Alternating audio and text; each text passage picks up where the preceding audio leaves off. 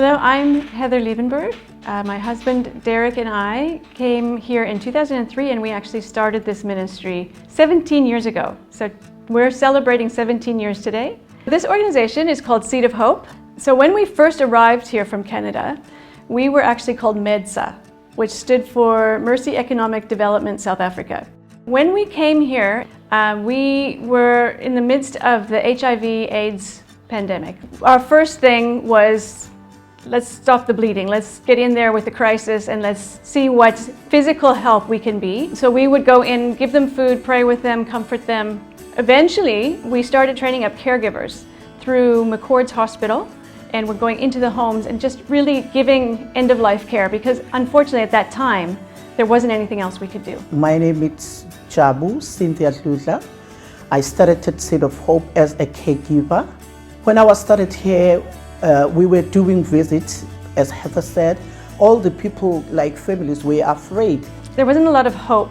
There wasn't a lot of things you could offer to people other than to support them and to pray with them. Seed of Hope managed to bring people together, form something called a support group where people can be able to come and share what they're facing, encourage and challenge each other, and also we give them support as well. We had initially been looking for a place to stay, to set up, and this property had been a Bible college originally. And it was during a very troubled time when the IFP and the ANC were fighting back and forth. So there was a lot of violence and this property was empty, so it had a lot of squatters that came and moved in. The buildings themselves had been vandalized quite badly. The outside fence was gone, most of the gates on this half of the building were gone, most of the glass was gone. You'd put something up and it would get stolen, or you would start to paint something and the paint would disappear, or the windows would be continually broken. And eventually we had somebody who said to us, you know what you need? You need to have a grand opening. And it will make all the difference if you can get somebody significant to come and just put their stamp of approval on your ministry, then this will change and the community will embrace you. And so we said, okay, so who do we know? Who can we ask? And it just so happened that a friend of ours had contacts with King Goodwill Zwelithini. And so we managed to get connected with him. And he actually came at the beginning of 2005. And we had our grand opening with King. It was a crazy day. I'd never been a part of anything quite that big or that amazing. It was a lovely day, and you know what? It made all the difference. It brought unity to the community. Seed of Hope just became like a pillar where everyone can be able to join in together, and they had a kind of a common goal. The grand opening was in January 2005, and then by the end of that year, the very end of 2005, December 28th, my husband had a heart attack and he passed away suddenly. I was pregnant, so obviously I wasn't going to be doing a whole lot of physical things, but I did know one thing, and that was if I left, the funding would probably finish because people wouldn't know anyone else on the ground. So around that time, we needed somebody to take over. To be able to run the day-to-day operations and to be the CEO. There was a couple in Canada who had been, Carl, the husband, had been here in the early days to help us. In fact, he was here for the grand opening. And he went back to Canada and really just couldn't get away from the call that God put on his heart to come and join what we were doing. So he and his wife, Michelle, they had 3 children. One had just been born. They raised their own support to come here. And Carl was the CEO for 10 years. And I stayed, and I wasn't sure how this was going to work out, but God surrounded me with such incredible people. And most of those people are still here 17 years later. And they have been such a gift to me to walk me through some of the hardest places in my life, but they are really my family. And I really thank God for this ministry because it's not something that I have done. It is something that has been a gift for me to be a part of. And I think that everybody who comes here, whether you're a short-term team that are coming to help out for a few weeks or whether you're someone who's worked here for years, can tell you that this is a place that God connects our hearts together and He does incredible things, maybe not the way you think they're going to be, but in really significant ways.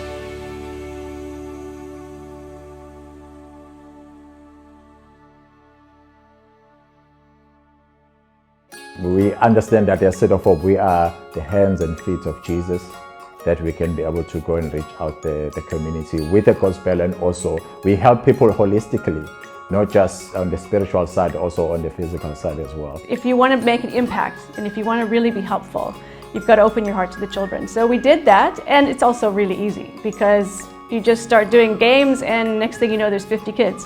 Carl had come across a book and some interactive material, and in that was asking the question, if your organization were to close for whatever reason, what difference would it make on the community? In the sense that would the community be better off that you'd been there, or would they be worse off? And we had to be really honest at the time and say, actually, the community would be worse off because people are dependent on us, and that's not a healthy thing. And it made us start to rethink and to restructure and just to ask some hard questions about what would be healthy and how can we do that, what changes do we have to make.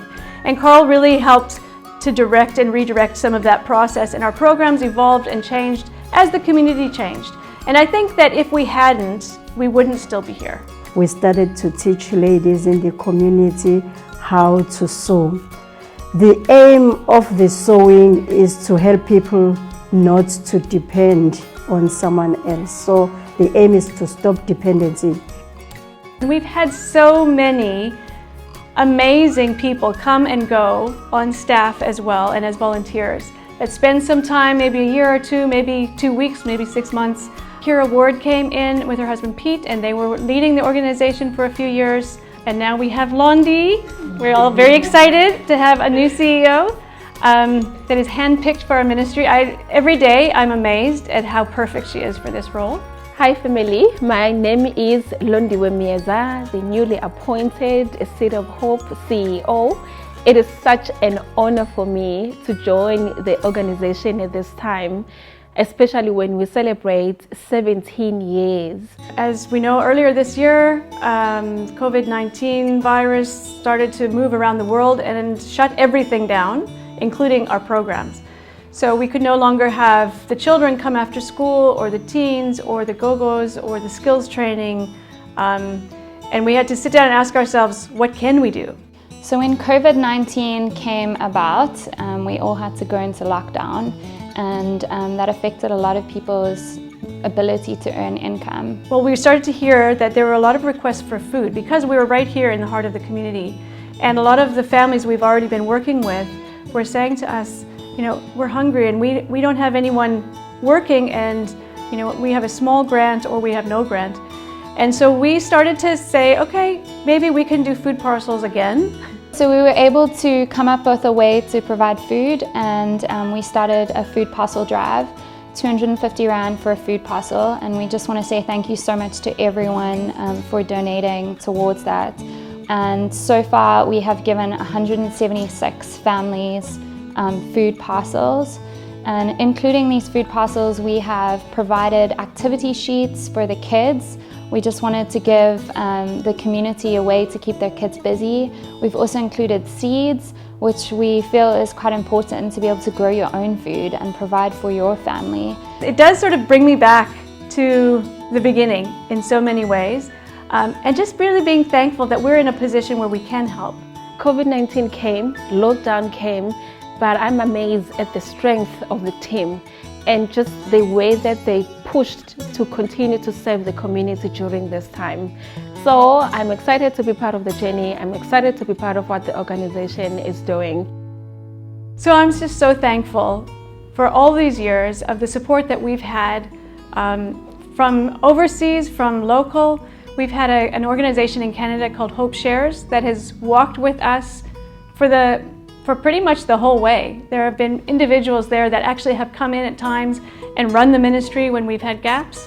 And also we have an organization in the States, in America, called Rescue, who have been amazing. They go out and do hot lunch programs and sell things and do amazing things just to raise supports to keep our staff on staff, to keep us moving forward with our programs. We have local churches that have faithfully supported us for 17 years. We have local businesses and individuals who have walked with us. There's so many. I'm gonna forget somebody if I start naming names, and I really thank God for each person. I know that with the team that we've got under the leadership of Londiwe, that Seed of Hope will continue to be a meaningful force in the lives of the local population, and I wish them all the very best. So I'm grateful that we are able to help. I'm grateful that we are able to assist. I'm excited about the changes because you know He will give us wisdom, He will give us that clarity, and He will give us direction on how we should serve His people. So with all of that, I say happy 17 years Seed of Hope. Thank you.